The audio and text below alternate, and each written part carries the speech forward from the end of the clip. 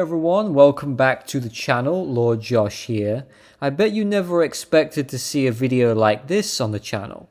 Prior to this experience, which I'll be sharing with you in just a moment, I've always been on the fence when it comes to God and religion. I'm not like other occultists who seem to make it their mission to devalue or degrade the concept of an almighty God. To say that it's all dogma or it's all control. This happens a lot in left-hand path communities. Some people turn against the divine and make it their whole image. I never turned against it, but I certainly ignored it for a large part of my life, and I didn't pay any attention to divinity. That was until this happened to me. So let's get into why this experience changed my mind and perspective, and why it's never too late to see the light. I'm going to take you back to May of 2018, May the 20th, my birthday to be exact. What should have been a fun day of celebration and partying actually turned out to be one of the worst days of my whole life, because this is where all of my chronic illnesses started. This is the origin of what I suffer from to this very day. So, about 5 days before my birthday, I was feeling not quite right. I was feeling exhausted. I was getting tingling in my hands and feet, and I was just not feeling right. I knew something was going on. As this went on, as the days progressed, I started to feel much worse, terrible. So I called 111 in this country, which is where you get medical advice on the phone. And I said, here's what I'm feeling. I'm feeling exhausted, fatigued. I'm starting to wheeze. I can't get my breath. And I've got this tingling. What should I do? Should I go straight to the hospital, or should I make an appointment with a doctor? The person on the phone said, I'm going to send an ambulance out to you straight away. And it was at that point I knew something very serious was wrong. So the ambulance came out, the paramedics came to see me, and they did a bunch of tests on me, and they couldn't find any conclusive reasons as to why this was happening. There was nothing apparent or obvious, like, okay, yes, we can find this. It was nothing like that. They did an ECG on me, they tested my blood sugars, they tested my oxygen levels. My oxygen levels at the time were relatively low, and that's why they said, okay, you've got to come with us to the hospital, we'll give you some blood tests, and hopefully we can find out the cause for all these symptoms. So what a fabulous birthday this was turning out to be. So I went down to the hospital. I'm in A&E. A&E, for those who don't know, is accident and emergency. They call it the ER, I think, in the United States. Well, here in Britain, it's called A&E. And I'm staying in A&E, and I'm just feeling absolutely terrible at this point, worse than ever. It feels like everything is just getting on top of me. And everybody knows in hospital you wait and you wait, and it's just a whole waiting game down there. Must have been in there about 5 or 6 hours, and I saw the doctor's face before he came in through the curtain. The curtain was open slightly, and I was looking out, and I saw the doctor's face, and I knew, because I read people quite well. I thought, oh shit, I could tell something is not right here with these blood tests. The doctor's face just looked concerned. He looked worried. And he came through the curtain and he said, we've got to keep you in. And I said, why? What's going on? I was petrified, absolutely terrified at this point. And he said, well, we found out in your blood tests that you've got severely low phosphate in the blood. Now, at this point, I've never heard of phosphate. Never knew what it was. And I said, well, what is it? And he said, it's an electrolyte. And if it goes too low, it can stop your heart. And that's why you're feeling this way. We've got to monitor you on this ECG. And we've got to give you this intravenous feed, this drip that goes into your arm, into the vein. And they feed you this phosphate in this bag directly. They infuse it. It's a 12-hour infusion. They split the bags up. So you've got 6 hours on one bag, 6 hours on the second bag, and you're confined to a bed. You can't move. And I was thinking, holy shit, this has just come out of nowhere. I'm previously fairly healthy, but now all of this is happening, and they still didn't know what was causing it, why exactly it was happening.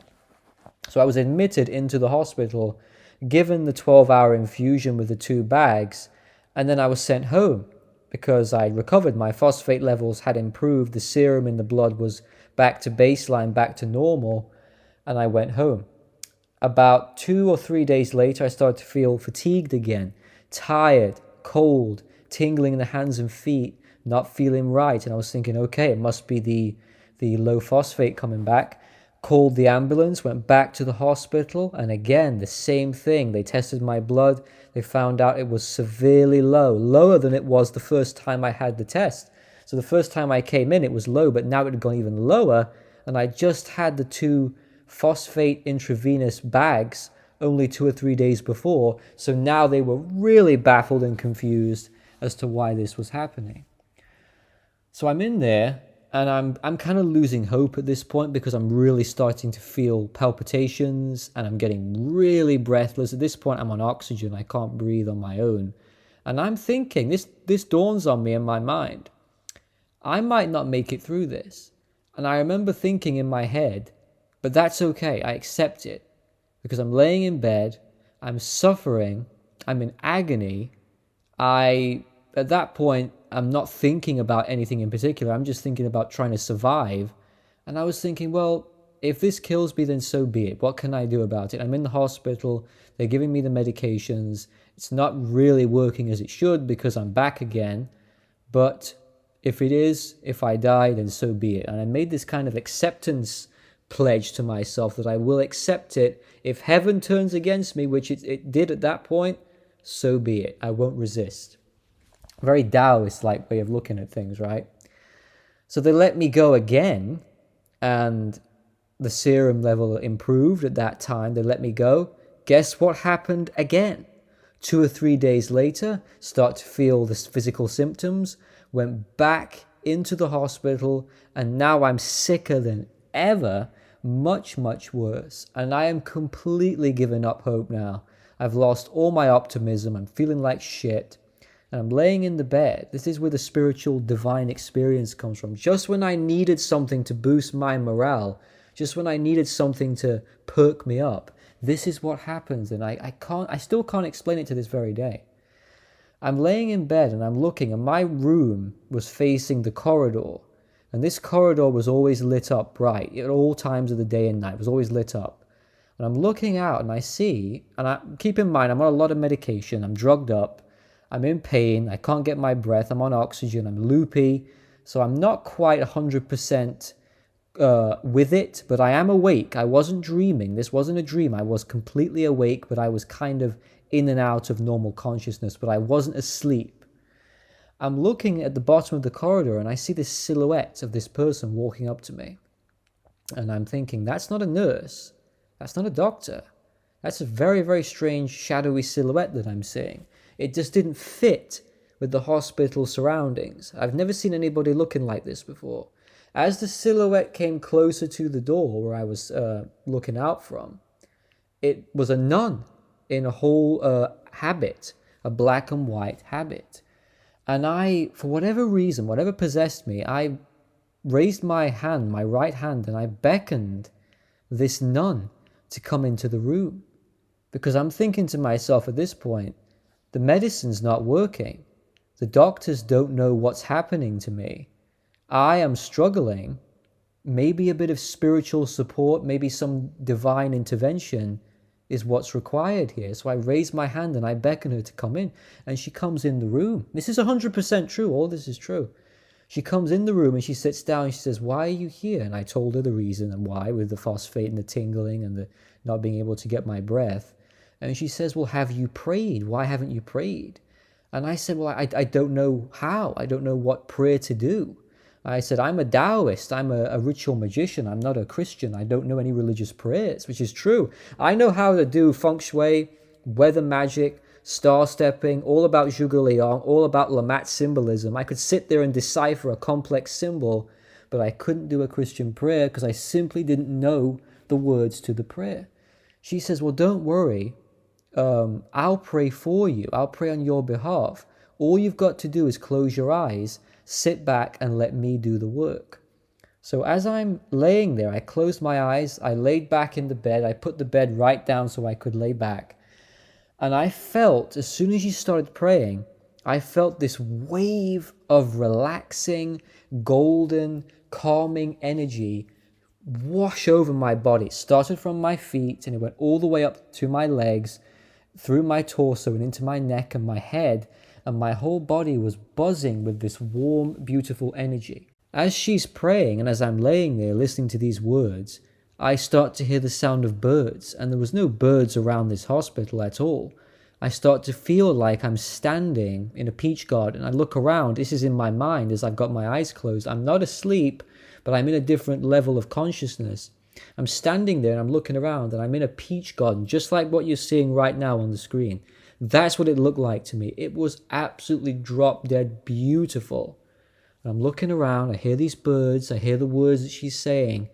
And I feel like I'm being embraced by love, divinity, purity, and it's the most calming and relaxed I've ever been in my whole life. And I thought, wow, this is incredible. I wonder if this is a glimpse of the other side that's waiting for me. Because at that point, I was convinced, you got to understand this, and I'm not being dramatic. I was totally convinced that was it for me. I really did believe that at the time. But as the experience went on, I came out of it. And these are her exact words she said to me. She says, Jesus has got you in the palm of his hand. And then I fell asleep, or she left the room, and I fell into a deep, beautiful sleep and woke up the next day. Didn't have time to thank her or anything. I just fell asleep. Well, the next day, they take my blood. The doctors, they do more tests, and they found out more things. And they were able to then get me better medication to stop this from happening again in the future. So in effect, they did actually cure me. Now, I'm not going to sit here and say that the nun cured me of my illness, but I really believe divine intervention gave the answer to this problem. The remedy came from this divinity. I really believe that. Honestly, I completely 100% believe that. But it gets even stranger than this. Now they're looking at me saying, well, you're better, but we don't exactly know why you're better. Your blood tests have come back okay. We're going to try you on this new medication, see how you go. And maybe that'll be the end of this whole nonsense that's been going on with me, with my physical health. And I said, well, before you let me go, I've got to thank the nun that came to see me last night. And the doctor looked at me like I was a mental patient and says, what nun? I said, the nun that came in last night. I saw her walking down the corridor. I beckoned her to come in and she prayed for me. I've got to say goodbye and thank you so much for the spiritual support before I leave. And he says, oh no, there's no nuns here. There's no nuns on this ward at all. And then I knew this was divinity making its presence known in my life. How amazing is that? I've never had a legitimate experience with God or the divine before this that I remember, but now I have. And that beautiful, serene land that I was in, I believe is the afterlife, getting a little peek behind the curtain, so to speak. So yes, that's what happened to me. I just wanted to share that with all of you. My advice to my fellow magicians on here, I know you think you're edgy, and you're badass and you like to rebel against God and Christianity. I get that. It's part of your image. You do you. Whatever fits you, that's fine. But my personal advice as a hermit, as someone who wanders the middle path, I say this. Leave a door open for divinity. Just leave it open. And if it comes in, embrace it. If it doesn't, it doesn't. But don't degrade it. Don't devalue it. And don't try and delegitimize other people's experiences with God just because you don't get it. We always do this with other people, don't we? We always try and say, well, I never had this happen to me, so it's bullshit. There's a lot of people who've been through this, and now I'm one of them. So leave your options open. Leave the door open for God to wander in. And magic and God, they can coexist. I'm a great believer that all the best magicians also are guided by a divine hand. I really do believe that. So thank you for watching this, everybody. Hope you found this entertaining. Take care, and I'll see you soon.